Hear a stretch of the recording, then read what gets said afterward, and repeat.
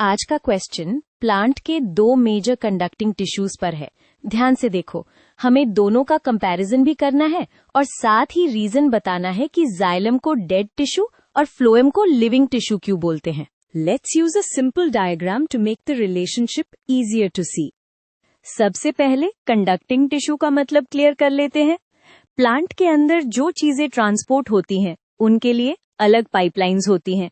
Water और minerals को ऊपर ले जाने के लिए मेनली जाइलम और फूड यानी शुगर्स को डिस्ट्रीब्यूट करने के लिए मेनली फ्लोएम का रोल होता है। इस बेसिक डिफरेंस को याद रखोगे तो कंपैरिजन इजी हो जाएगा। अब हम कंपैरिजन को ऑर्गेनाइज्ड वे में रखेंगे, जैसे टीचर बोर्ड पर टेबल बनाकर समझाता है। टेबल से तुम्हें क्विकली दिखेगा कि फंक्शन, डायरेक्शन और स्ट्रक्चर में दोनों कैसे डिफरेंट है, और ये भी क्लियर हो जाएगा कि डेड वर्सेस लिविंग लेबल कहां से आता है। अब की पार्ट, जाइलम को डेड टिश्यू क्यों बोलते हैं? रीजन ये है कि जाइलम के मेन कंडक्टिंग पार्ट्स जैसे वेसल्स और ट्रैकीड्स मैच्योर होने के बाद उनके अंदर लिविंग साइटोप्लाज्म नहीं होता। बेसिकली ये हॉलो ट्यूब्स बन जाते हैं जिससे वाटर इजीली फ्लो कर सके। इनकी वॉल्स थिक और लिग्निफाइड होती हैं, इसलिए सपोर्ट भी मिलता है बट लिविंग कंटेंट्स नहीं बचते।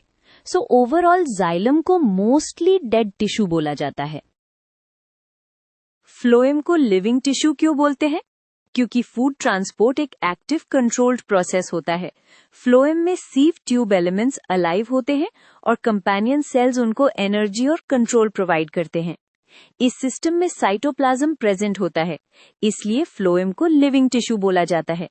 एक छोटा सा कॉशन, फ्लोएम फाइबर्स डेड होते हैं और जाइलम पैरेन्काइमा लिविंग हो सकता है, but labels mostly dominant conducting elements के बेसिस पर होते हैं। तो फाइनल रेकैप सिंपल है।